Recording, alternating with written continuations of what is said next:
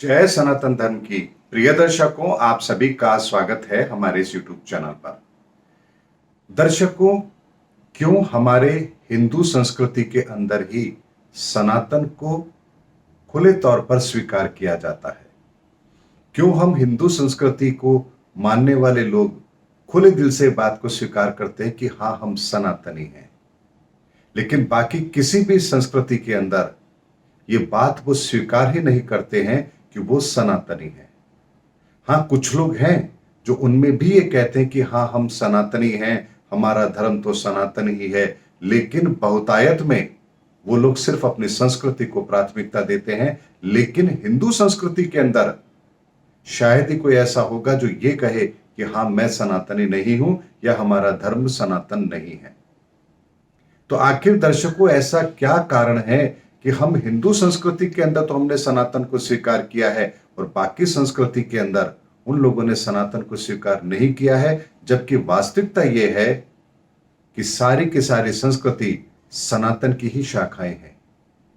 जैसे वृक्ष का एक तना होता है, लेकिन उस तने से बहुत सारी पत्तियां, शाखाएं निकलती हैं, ठीक उसी तरह से हम सबकी संस्कृतियों का मूल तो सनातन ही है, लेकिन हम विभिन्न शाखाओं में बटे हुए हैं, इसलिए हम अपने आप के अंदर भेद करते हैं।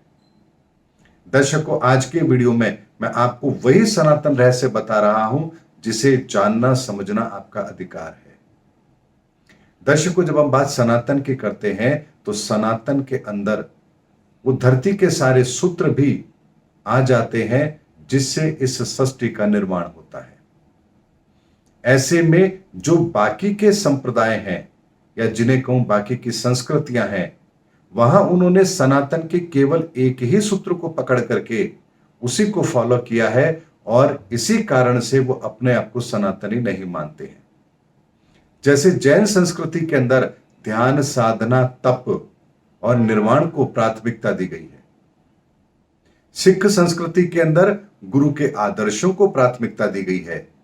इस्लाम संस्कृति के अंदर अपने ईमान को मूसल की तरह, चट्टान की तरह मजबूत करने को प्राथमिकता दी गई है। यह बात अलग है कि आज उनका ईमान सिर्फ गजवाए हिंद तक आकर सीमित हो गया है, लेकिन इसकी मूल अवधारणा बहुत अलग है। ऐसे में ईसाइयों की अगर हम बात करें तो उनकी संस्कृति के अंदर भी जो ईसा मसीह ने त्याग किया, वो त्याग और वो समर्पण, वो उनकी मूल अवधारणा है। तभी तो ईसा मसीह सूली पर चढ़ते हुए भी क्या कहते हैं? हे ईश्वर, इन्हें माफ कर देना, क्योंकि ये नहीं जानते ये क्या कर रहे हैं। जिनके लिए उन्होंने आदर्श रखे, उन्हीं लोगों ने उन्हें सूली पर चढ़ाया। यह भी सनातन का एक सूत्र था। यहूदियों की अगर हम बात करें तो यहूदियों के अंदर भी ईश्वर और ईश्वर की प्रार्थना को, उस सनातन सूत्र को उन्होंने पकड़ा है। बौद्ध की यदि हम बात करें तो ध्यान के अंदर उस बुद्धि की शरण में जाकर बौद्धत्व को प्राप्त करना, यहां उस सनातन के बीज को उन्होंने पकड़ा है। लेकिन ये सारी जितनी भी संस्कृतियां हैं, इन्होंने सनातन के केवल एक सूत्र को पकड़ करके ही अपनी उस संस्कृति को जन्म दिया है, या यूं कहिए संस्कृति को वो फॉलो करते हैं। लेकिन हिंदू संस्कृति के अंदर हम इन सभी चीजों को फॉलो करते हैं। जैन मत का अगर ध्यान साधना का कॉन्सेप्ट है, तो हमारे हिंदू संस्कृति के अंदर भी ध्यान, तप और साधना का कॉन्सेप्ट है। अगर हम बात करें इस्लाम की, तो इस्लाम में जब मुसल ईमान की अगर कॉन्सेप्ट की बात की जाती है, तो हमारी हिंदू संस्कृति के अंदर भी अपने ईमान को मजबूती के साथ पकड़ के रखने का कॉन्सेप्ट है। यही कारण है कि प्रहलाद अपने पिता के इतने अत्याचारों के बाद भी टिका रहा, उसने नारायण को नहीं छोड़ा। ये वहां हमें सिद्ध करती है बात कि हमारे धर्म के अंदर, यानी हमारी संस्कृति के अंदर वो कॉन्सेप्ट कहां से है और कहां से इस कॉन्सेप्ट को किसी दूसरे संस्कृति ने लिया है। वर्तमान की बात कर ले, थोड़े समय पहले की, तो मीरा ने भी अपने ईमान को डगमगाने नहीं दिया। अगर कृष्ण की भक्त थी तो चाहे उस पर कितने ही अत्याचार क्यों ना हुए हो, लेकिन वो अपने रास्ते से भटकी नहीं। ये तत्व भी, ये जो अवधारणा है, ये भी सनातन की अवधारणा है। लेकिन हम हिंदू संस्कृति में हम हर अवधारणा को मानते हैं। सिखों की अवधारणा है कि गुरु के बताए हुए आदर्शों पर चलना, उनके वचनों की पालना करना। तो हमारे यहां भी इस अवधारणा को बहुत पहले से हम फॉलो करते आ रहे हैं। तभी आप देखिए कि भगवान स्वयं भी संदीपनी मुनीष के आश्रम में जाकर के शिक्षा को ग्रहण करते हैं। एकलव्य ने द्रोणाचार्य के मांगने पर अंगूठा भी दान कर दिया। कर्ण ने भी अपने गुरु के कहने पर उस श्राप को भी स्वीकार किया कि वक्त आने पर तुम इस शस्त्रों का प्रयोग नहीं कर पाओगे। तो यह अवधारणा भी हमारी हिंदू संस्कृति के अंदर है। बौद्ध संस्कृति के अंदर ध्यान की बात कही गई है, तो हमारे यहां भी ध्यान के अंदर उस परम तत्व को प्राप्त करने की अवधारणा मौजूद है।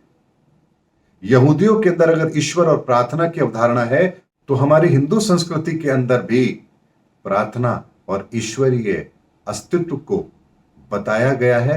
हम उसको स्वीकार करते हैं। ईश्वर की अवधारणा पर हमारा विश्वास है।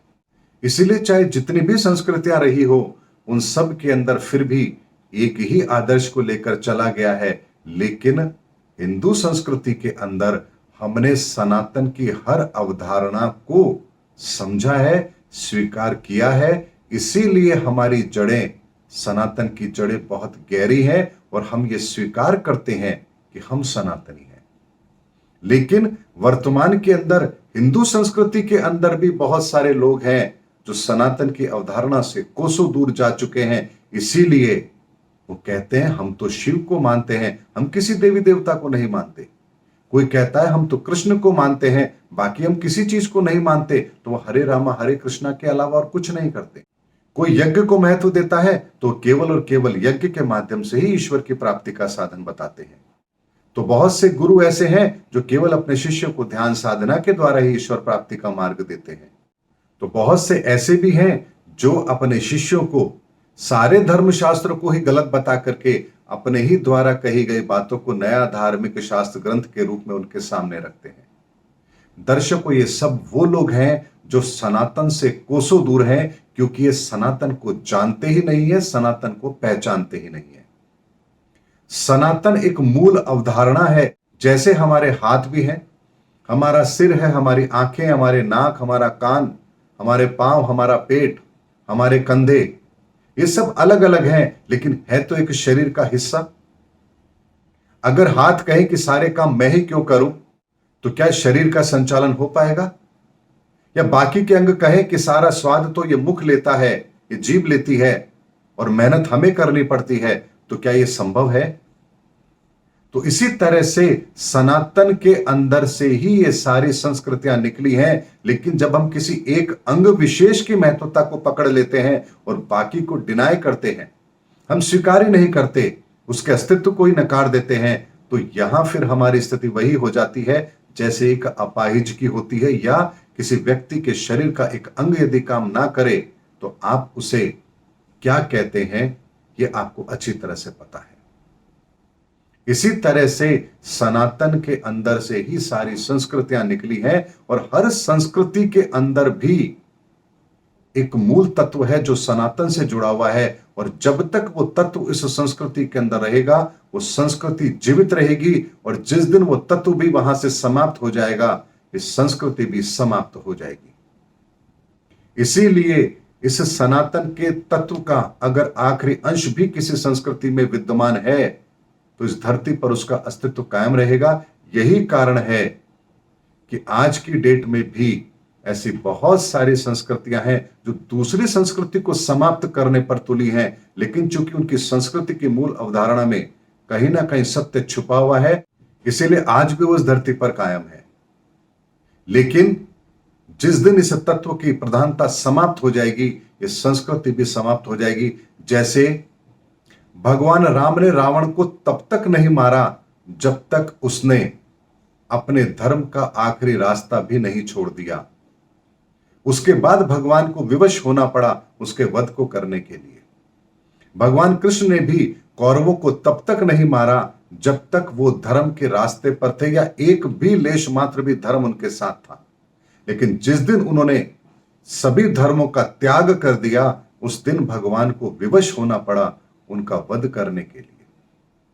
इसी तरह से इस धरती पर भी जितनी भी संस्कृतियां हैं, उनके अंदर जब तक लेश मात्र भी धर्म का अंश जीवित रहेगा, वो जीवित रहेंगी, लेकिन जिस दिन उनका ये धर्म का अंश भी समाप्त हो गया, उस दिन ये संस्कृति इस धरती से समाप्त हो जाएगी। ये वो सनातन सूत्र है जो इस धरती पर लागू होता है। प्रहलाद की भी रक्षा के लिए भगवान को तब आना पड़ा जब हिरण्यकश्यप ने धर्म का आखिरी रास्ता भी छोड़ दिया कि अपने ही पुत्र का वध करने पर उतारू हो गया। तब यहां भगवान को उसके वध के लिए अवतार लेना पड़ा। ठीक इसी तरह से वर्तमान के अंदर एक संस्कृति दूसरे संस्कृति को ही समाप्त करने पर उतारू हो गई है। तो यहां ये उनके बढ़ते हुए कदम, उनके अपनी संस्कृति के अंदर जो आखिरी धर्म का बीज है वो उसको भी समाप्त कर रही है। और जैसे ये बीज समाप्त होगा, ईश्वर उस संस्कृति को इस धरती से मिटा देगा। ये वो सनातन सत्य है जिसे उस संस्कृति के लोगों को समझना होगा। यही कारण है कि हिंदू संस्कृति की जड़ें सनातन से जुड़ी है। इसीलिए हमने कभी भी किसी दूसरी संस्कृति को मिटाने के बारे में सोचा भी नहीं, क्योंकि हम जानते हैं कि इस धरती पर अगर कोई संस्कृति पनप रही है तो वो किसी न किसी सनातन के बीज को लेकर के फिर ही पनप सकती है। अन्यथा वो केवल और केवल सभ्यता होगी जो एक कालखंड के बाद स्वतः ही समाप्त हो जाएगी। दर्शकों, ये सनातन की वो गहराई है जिसे हर कोई नहीं जानता है। अगर इस गहराई को आप समझेंगे तभी आप ये समझ पाएंगे कि हमारे जीवन के अंदर सनातन कैसे एप्लीकेबल होता है। हमारे जन्म के साथ सनातन का कौन सा धर्म जुड़ता है, हमारे वो 16 संस्कार जुड़ते हैं, या हम सनातन के पहले धर्म को स्वीकार करते हैं। जब हम बचपन में होते हैं, बाल्यकाल अवस्था में होते हैं, यहां ज्योतिष का सूत्र हमारे जीवन में लागू होता है, यहां सनातन का वो सूत्र लागू हो रहा है। हमें अपने जीवन में कहां किस तरह से कर्म करना है, यहां वो सूत्र लागू हो गया। जब हम जवान होते हैं तो हमें अपने जीवन के अंदर किन आदर्शों को स्थापित करना है, हमें अपने ईमान को कैसे मजबूती से रखना है, हमें कैसे इस धर्म के रास्ते पर चलना है, यहां हमारे सनातन का तीसरा सूत्र हमारे जीवन में शामिल होता है। जब हमारा परिवार बढ़ जाता है, हमारे बच्चे हो जाते हैं, हमारे बुजुर्ग माता पिता जो हैं वो बुजुर्ग हो जाते हैं, तब हमारे जीवन के अंदर सनातन का एक और सूत्र शामिल होता है कि अब हमें त्याग और समर्पण की भावना रखनी है। यानी हमें अपने छोटों के लिए त्याग करना है और बड़ों के आगे समर्पण करना है। या ये भावना सनातन की हमारे जीवन में विद्यमान होती है। हम वृद्ध अवस्था में होते हैं तो हम दुनिया को क्या दे सकते हैं, हमारे अंदर क्या त्याग की भावना है, यहां वो सनातन का सूत्र हमारे जीवन में शामिल होता है। तपस्या का, ध्यान का सूत्र हमारे जीवन में शामिल होता है। और ये सारे के सारे सूत्र बचपन से ही हमारे जीवन में शामिल होते हैं। तभी ध्यान, साधना, त्याग, समर्पण, ईश्वरीय पूजा, दैवीय पूजा, ईश्वर के अस्तित्व को, उसके पूरे आयामों को समझना, उसकी संस्कृति को समझना, हर चीज को हम समझते हैं और अपने जीवन में उसका भरपूर फायदा उठाते हैं। इसीलिए हम श्रेष्ठ मानव की उस श्रेणी में आते हैं। लेकिन बिना सनातन के हम केवल और केवल सिविलाइजेशन के तौर पर पहचाने जाएंगे। हम ना संस्कृति के तौर पर पहचाने जाएंगे और ना ही धर्म के तौर पर पहचाने जाएंगे, क्योंकि इस समय तो हम अपनी संस्कृति से भी बहुत दूर हो चुके हैं। संस्कृति हमें फिर भी कहीं ना कहीं सनातन के किसी सूत्र के साथ जोड़कर रखती है, लेकिन वर्तमान में तो हम अपनी संस्कृति से भी बहुत दूर हो चुके हैं और हम केवल और केवल सिविलाइजेशन के दौर में चल रहे हैं, यानी सभ्यता के दौर में चल रहे हैं, जहां हम ये देखते हैं कि भारतीय सभ्यता क्या है, पाश्चात्य सभ्यता क्या है और दुनिया के किसी और कोने में कौन सी सभ्यता है, उनका खान पान कैसा है, उनका रहन सहन कैसा है, उनकी बोलचाल कैसी है, उनकी भाषा कैसी है, वो क्या क्रियाओं को करते हैं, किसको मानते हैं। हमने केवल और केवल सभ्यता के आधार पर अपनी पहचान कायम कर ली है। इसीलिए जब भी सभ्यता के आधार पर हमारी पहचान बनी है, हमारे अस्तित्व को मिटना ही होता है। और जब जब हम संस्कृति के आधार पर अपनी पहचान बनाते हैं, हमारी इस संस्कृति को फलना फूलना होता है। और जब जब हम अपनी संस्कृति के साथ साथ सनातन को भी स्वीकार कर लेते हैं, तब तब हम इस श्रेष्ठ मानव के उस रास्ते पर चल पड़ते हैं जहां श्रेष्ठ मानव का निर्माण होगा और इस धरती को एक ऐसे सुंदर वातावरण का निर्माण होगा जो इस धरती के लिए श्रेष्ठ है। और यहां आकर के वो बात चरितार्थ होती है कि वासुदैव कुटुंबकम। बिना धर्म को स्वीकार किए वासुदैव कुटुंबकम की परिभाषा चरितार्थ हो ही नहीं सकती। और धर्म को स्वीकार करने के बाद जब हम संस्कृति के अंदर रहते हुए जीते हैं, तब यहां सर्वे भवन्तु सुखिनः सर्वे भवन्तु निरामया की भावना हमारे जीवन में आती है। इसीलिए दर्शकों, जीवन के अंदर सनातन के सूत्रों को समझिए। ये सनातन के सूत्र हमारे जीवन के अंदर हमें वो दे सकते हैं जो इस ब्रह्मांड के अंदर और कहीं किसी तरह से हमें मिल ही नहीं सकती। इसीलिए अभी तो केवल और केवल मैं हल चला रहा हूं उस सनातन के बीज को बोने के लिए। इसीलिए बहुत सारे लोगों के अंदर से, जैसे हम हल चलाते हैं जमीन में, तो जमीन के अंदर से कंकड़ पत्थर कीड़े मकोड़े सभी बाहर आते हैं। ठीक उसी तरह से जब मैं बातें करता हूं यूट्यूब के माध्यम से, वीडियो के माध्यम से आपसे, तो बहुत से लोग कमेंट्स बॉक्स में अच्छी भाषा का प्रयोग भी करते हैं, तो कुछ लोग नकारात्मक टिप्पणी भी करते हैं। ये उस हल का प्रभाव है कि जब हल चल रहा है सनातन के उस विचारों का, तो उनके भीतर जो भी गुण और अवगुण है वो स्वतः ही निकल करके बाहर आते हैं और वो अपने आप को रोक भी नहीं पाते हैं कमेंट्स करने से। चाहे तो वो इग्नोर भी कर सकते हैं, लेकिन वो ऐसा नहीं कर सकते क्योंकि ये सनातन का वो प्रभाव है जो उनके भीतर ये हल चलाएगा ही चलाएगा। और ये बात पक्की है, तभी तो उनके अंदर से वो विचार निकलते हैं जो वो टिप्पणी के माध्यम से, नकारात्मक कमेंट्स के माध्यम से लिखते हैं। इसीलिए उनके कमेंट्स मुझे इस बात का प्रमाण देते हैं कि मैं अपनी जगह पर सही कार्य कर रहा हूं और मेरे द्वारा किए गए कार्य का असर उनके अंदर हो रहा है। और यही इस सनातन की खूबी है कि इंसान विचलित हुए बिना रह नहीं सकता, चाहे वो सही रास्ते पर हो या गलत रास्ते पर।